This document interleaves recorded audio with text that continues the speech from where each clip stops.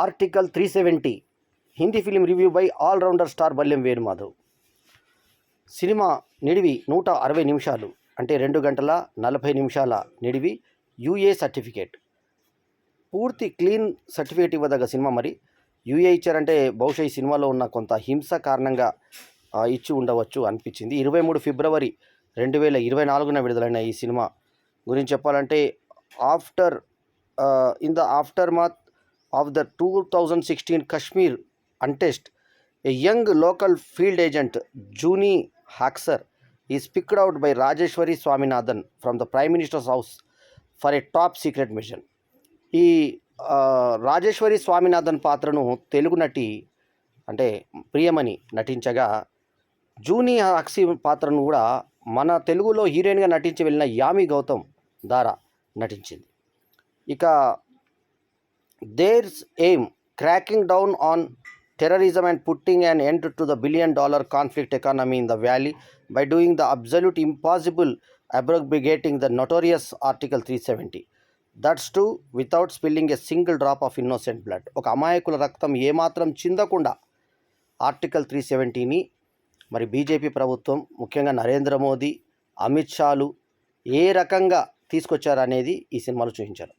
ఈ సినిమా చూసిన తర్వాత ఇప్పుడు లోక్సభ ఎన్నికలు జరుగుతున్నాయి కాబట్టి ఖచ్చితంగా దీని ప్రభావం బీజేపీ మీద పాజిటివ్గా పడే అవకాశాలు చాలా ఉన్నాయి. అట్లాగే ఈ సినిమా కూడా సంచలన విజయం సాధించింది. యామి గౌతమ్ ఇప్పటిదాకా మనము గ్లామర్ హీరోయిన్గానే చూసాము, ఒక అందాలు ఉలికించేటువంటి కథానాయికగా, ఒక గ్లామర్ గర్ల్గా చూసాము. కానీ ఈ సినిమాలో అద్భుతమైన నటిగా, ఆవేశము, సమపాలలో రంగరించి, కళ్ళలో ఎక్స్ప్రెషన్స్ అవన్నీ చూస్తుంటే ఈమెలో ఇంత గొప్ప నటి ఉందా అనిపించింది. ప్రియం అనేదేమో డిగ్నిఫైడ్ పాత్ర, ఆమె పాత్రలో నటించడానికి ఏం లేదు. ప్రైమ్ మినిస్టర్ ఇంపార్టెంట్ ఆఫీస్లో ఇంపార్టెంట్ పాత్ర. ఇక అరుణ్ గోవిల్ సీఎంగా నటించాడు, ఆయన ప్రైమ్ మినిస్టర్ మోదీగా ఆయన యాక్ట్ చేశాడు.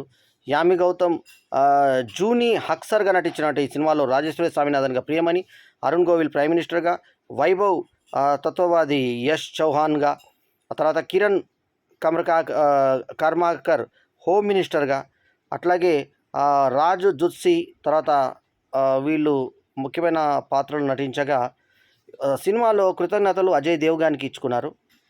ఇక ఈ ఆర్టికల్ 370 సినిమాకి దర్శకుడు వచ్చేసి ఆదిత్య సుహాస్ జంబాలే, జ్యోతి దేశ్పాండే, ఆదిత్య ధర్, తర్వాత లోకేష్ ధర్లు నిర్మాతలు. ఇక శశ్వంత్ సచ్దేవ్ మ్యూజిక్ బ్యాక్గ్రౌండ్ ఇచ్చాడు.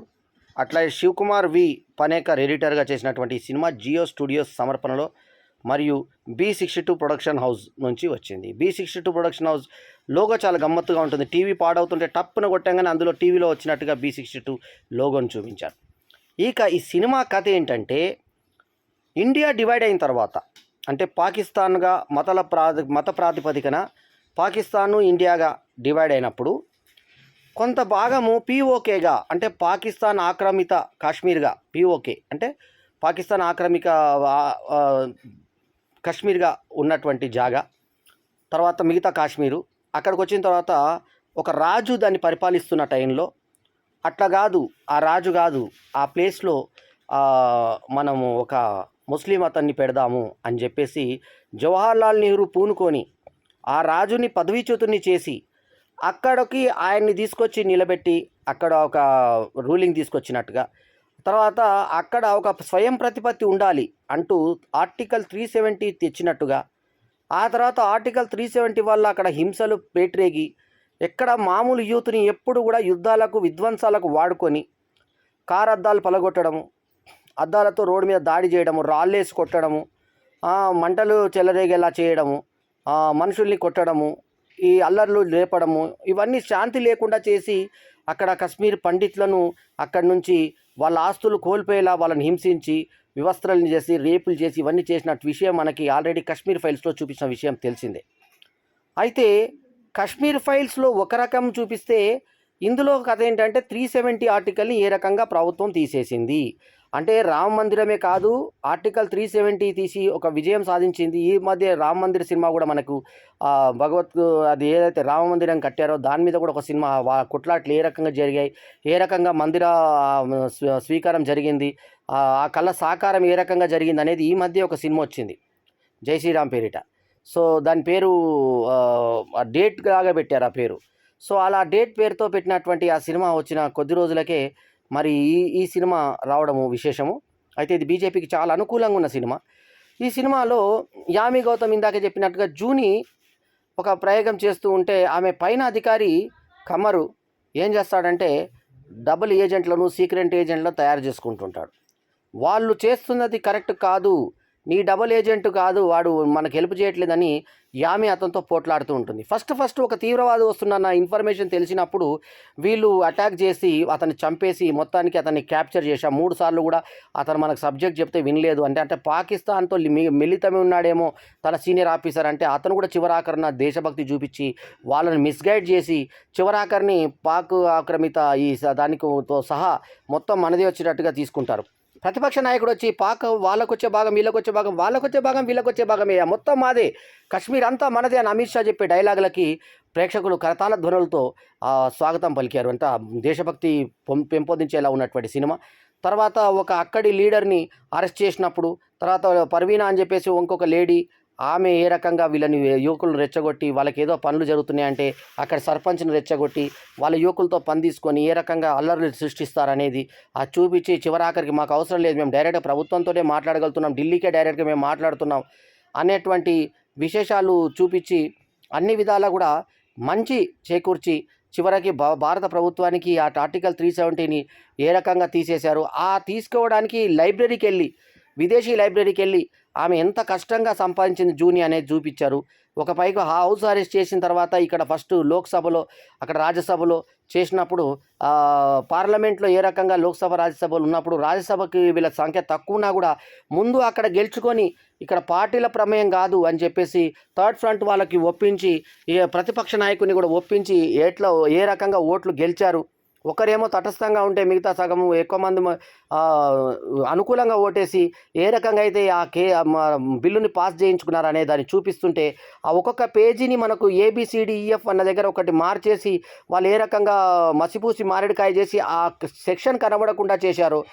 తర్వాత ఆర్టికల్ 370 చేయడానికి అంతకుముందు చేసిన 354ని ఏ రకంగా వీళ్ళు ఉపయోగించుకొని కోర్టులో ఇది అంటే వాదనలో పార్లమెంట్లో వాదించి ఏ రకంగా అమిత్ షా గెలిచాడు, ఆ నరేంద్ర మోదీకి ఏ రకంగా సహకరించాడు అనేది అరుణ్ గోవిల్ పాత్రలో ప్రధానమంత్రి లాగానే సేమ్ మనకు నరేంద్ర మోదీ రూపంలోనే ఆయన మేనరిజమ్స్తో కనిపించినటువంటి అరుణ్ గోవిల్ నటన కానీ ప్రియమణి నటన కానీ అన్నిటికన్నా ముఖ్యంగా జూని పాత్రలో అద్భుతంగా యాక్ట్ చేసిన యామి గౌతమ్ దార్ అద్భుతమైన నటనను చూపించి ఆ గ్లామర్ని మిళితం చేసి ఎక్కడ స్కిన్ షో కానీ సెక్స్ షో కానీ ఏమీ లేకుండా చాలా నీట్గా సినిమాని సమర్థవంతంగా డైరెక్ట్ చేసిన విధానం చాలా ఆకట్టుకుంటుంది. దర్శకుడు ఎంతైనా అభినందనీయుడు Aditya Suhas Jambhale. So GS studios సమర్పణలో వచ్చినటువంటి ఈ సినిమా ఒక ఉత్తమ చిత్రం అని చెప్పాలి. మరి ఎంతో దేశభక్తి ప్రబోధాత్మకమైన ఈ చిత్రంలో చివరాఖరిని ఈమె సాహసం చేసి ఆ లోపల ఈ వ్యక్తిని ప్రతిపక్ష నాయకుని లోపల పెట్టారున్న టైంలో ఆ లోపల కూర్చుంటే అక్కడ ఆ లోపల నుంచి ఇతను చంపడానికి వచ్చినటువంటి కిరాయి ముఠా హంతకుడు ఎవరైతే ఉంటారో ఆ లోపలికి వస్తుంటే ఆ లోపల నుంచి బయటికి వచ్చి ఈమె అతన్ని కాల్ చేసిన విధానం సీన్ చాలా బాగుంటుంది. అట్లాగే వీళ్ళు వెంటపడి చేజ్ చేసినప్పుడు డైవర్ట్ చేస్తూ కిందికి తీసుకొచ్చి ఆ మోటార్ సైకిల్ కింద వీళ్ళు ఇక్కడ నుంచి అలా అక్కడి నుంచి ఫ్లూట్ చేసుకునే విధానం చూస్తుంటే మనకు సినిమా చూసినట్టు అనిపిస్తుంది, నిజంగా మన ముందు కాల్పులు జరుగుతున్నాయేమో అనిపిస్తుంది, అంత అద్భుతంగా చేశారు. అట్లాగే మిలిటరీని రక్షణకు పంపినప్పుడు ఇక్కడ నుంచి అటు నుంచి ఇటు యూటర్న్లు కొట్టినప్పుడు తర్వాత ఇక్కడ పార్లమెంట్లో జరుగుతున్నప్పుడు ప్రియమని సైడ్కి వచ్చి 2 సార్లు ఫోన్ మాట్లాడుకోవడము అవన్నీ కూడా చాలా ఉపయోగకరంగా తర్వాత ప్రధానమంత్రి మోదీ ఏ రకంగా వ్యవహరించాడు, ఎంత తెలివిగా స్పందించి ఎంత ధైర్యంగా ఈ ఆర్టికల్ 370ని తీసేశాడు అన్నది, ఆ తర్వాత దేశానికి ఏ రకంగా మేలు చేకూరుతుంది, పబ్లిక్ ఏ రకంగా ఆనందపడి చేశారు అన్నది, ఆగస్టు 5 డేట్కి ఆగస్టు 6 డేట్కి ఏ సంబంధం ఉంది, సో ఇదంతా ఆ ఇయర్లో ఏ రకంగా జరిగింది అనేది ఆ ఇయర్ సంవత్సరం డేట్తో సహా చక్కగా చూపించి చాప్టర్ 1 చాప్టర్ 2 అంటూ మన చాప్టర్లుగా అధ్యాయం అంటారు తెలుగులో చాప్టర్ని, ఆ అధ్యాయాలుగా ఏ రకంగా చూపించాడు 6-7 చాప్టర్లలో ఈ సినిమాని ఏ రకంగా చక్కగా ప్రజెంట్ చేసిన విధానం మనల్ని ఆకట్టుకుంటుంది. సో అంత అద్భుతంగా తీసినటువంటి ఈ ఆర్టికల్ 370 సినిమాకి నేను ఇస్తున్నటువంటి rating 4/5 is my rating for this film. Yami Gautam నటనకు జోహార్ పలుకుతూ అద్భుతమైన నటన ఆమె పేరు తెచ్చుకుంది. ముఖ్యంగా కళ్ళతోటి ఆవేశము అతి అద్భుతంగా ప్రదర్శించి ఆ తర్వాత ఆమె ఫిజిక్ కూడా బాగా సహకరించింది. అట్లాగే పొడవుగా చాలా చక్కగా ఎత్తుగా ప్రేమని కూడా ఆ క్యారెక్టర్కి ఒదిగిపోయి ప్రైమ్ మినిస్టర్ ఆఫీస్లో ఇంపార్టెంట్ అధికారిగా ఆమె చూపించిన నటన కూడా ఆకట్టుకుంటుంది. అట్లాగే ఇంకొక అతను చనిపోతాడు. ఈమెకి హెల్ప్ చేసిన చౌహాను కాల్పులో ఇంటర్వెల్ ముందు మానవ బాంబుతో 20 ఏళ్ల వ్యక్తి మామూలు బాంబులతో చనిపోతారు. వీళ్ళు ఎలా విడిపించి వాళ్ళని ఏ రకంగా వాడుకుంటారు, అధికారులు పోలీసులు ఏ రకంగా వాడుకుంటారు అనేది కూడా చూపించారు. సో అక్కడ సర్పంచ్ వచ్చి వీళ్ళకి బహుమతి ఇచ్చి యాపిల్స్ బుట్టగా తీసుకొచ్చి, మా ఊరి మీద మాత్రం మీరు కోపం తెచ్చుకోకండి, ఎవరైతే తప్పు చేశారో వాళ్ళనే తీసుకోండి అని ప్రాధేయపడే సన్నివేశం ఆకట్టుకుంటుంది.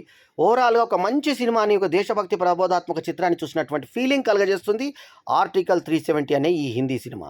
అన్ని భాషల్లో డబ్ చేయదగ్గ సినిమా, ఒక మంచి యాక్షన్ సినిమా, ఉపయోగకరమైనటువంటి సినిమా, ఒక ప్రయోజనాత్మకమైన సినిమాగా చెప్పుకోవాలి ఈ సినిమాని. సో ఓవరాల్గా ఈ సినిమాకి ఇస్తున్న రేటింగ్ విన్నారు కదా.